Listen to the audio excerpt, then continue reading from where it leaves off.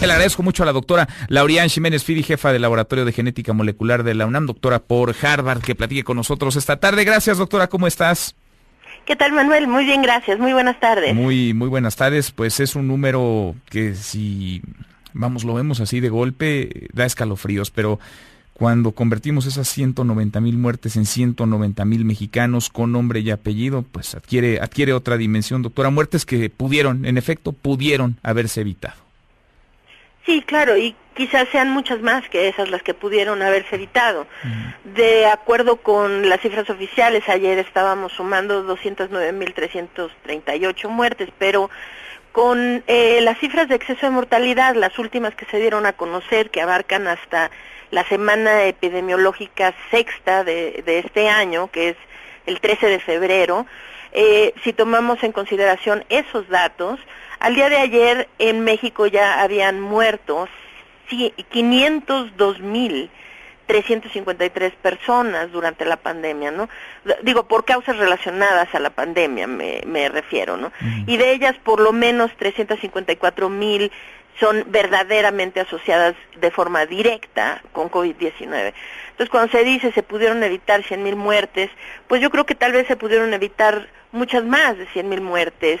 Si vemos cuántas personas han muerto en países donde realmente pues sí se ha hecho una estrategia adecuada, como Nueva Zelanda, en donde registran 26 defunciones, ¿no? Durante todo lo largo de la pandemia. Taiwán tiene 11 defunciones, ¿no?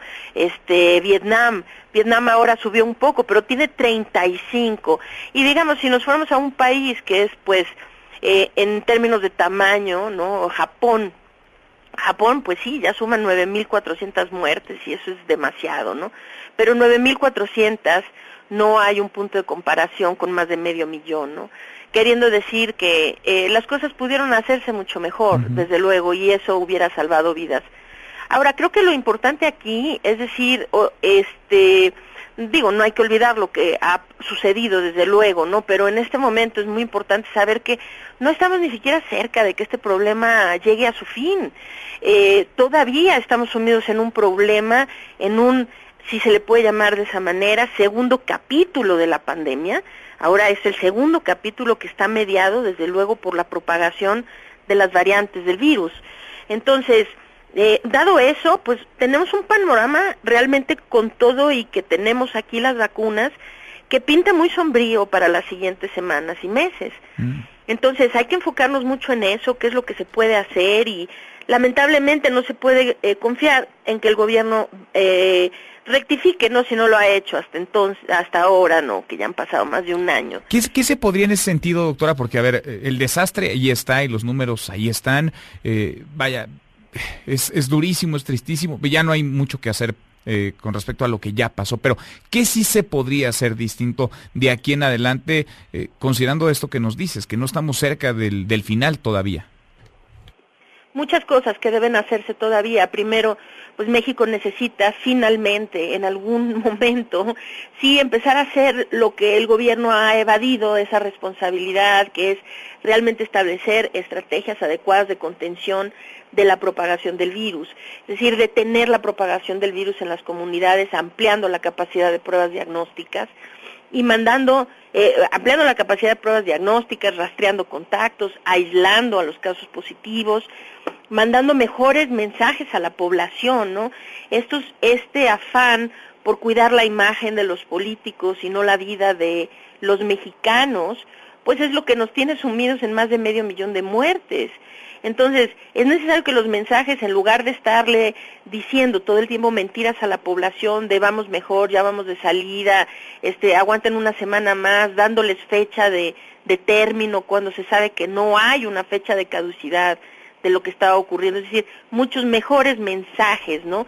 Desde el uso del cubrebocas, la ventilación de espacios.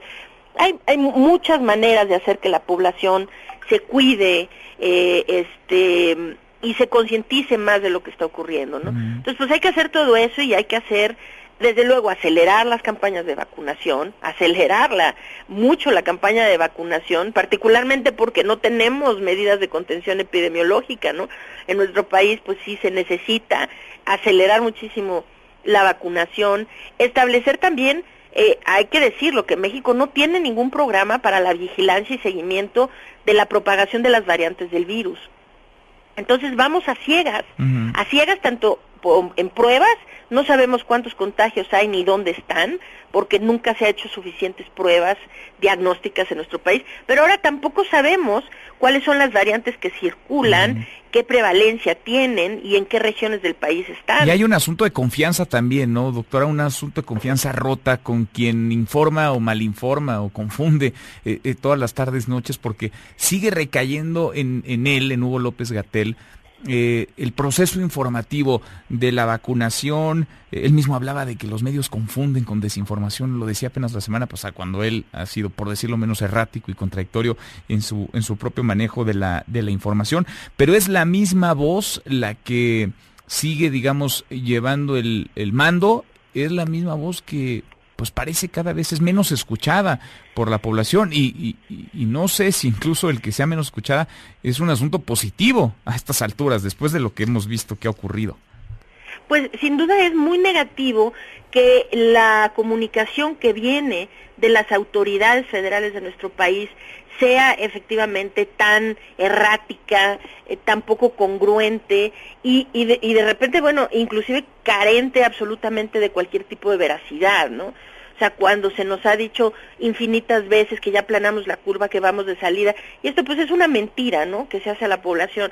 Pero esto hasta el punto de que, por ejemplo, pues a la gente que se le ha vacunado no hay una campaña de información adecuada en donde la gente sepa que después de la primera dosis no están adquiriendo inmunidad, sino que la inmunidad no la van a adquirir hasta casi un mes después de que se pongan la segunda dosis.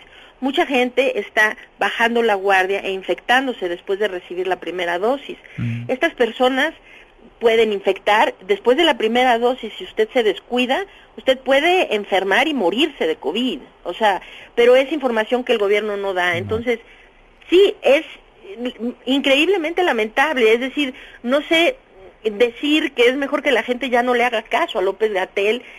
Sería lo que es mejor es que el gobierno dé la información que tiene que dar de forma verídica, de forma responsable y consistente.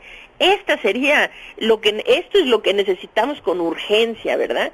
Pero esto, pues bueno, no va a pasar hasta que no se vea más por la problemática real que está ocurriendo en la pandemia, por la salud, por la vida de los mexicanos, que por cuidar la imagen de los políticos. Sí. Es decir, que nos pusieron a una persona, a un vocero de la pandemia, el doctor López-Gatell, que finalmente pues se disfraza con el léxico del médico, el léxico del científico, pero pues él no actúa como médico y como científico.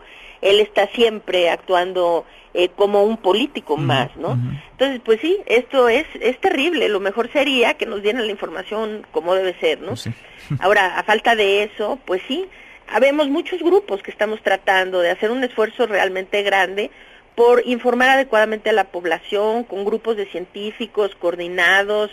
En la organización Salvemos Conciencia, nosotros hacemos, por ejemplo, webinars cada 15 días, abiertos, gratuitos, desde luego, que se difunden, se transmiten en todas las redes sociales, que están en YouTube, en otras plataformas, en donde diferentes científicos abordan temas de interés, de utilidad de primera mano para la población, para resolver dudas sobre la enfermedad, sobre el virus, sobre prevención, desde luego, sobre tratamiento temprano, vacunación y otros temas.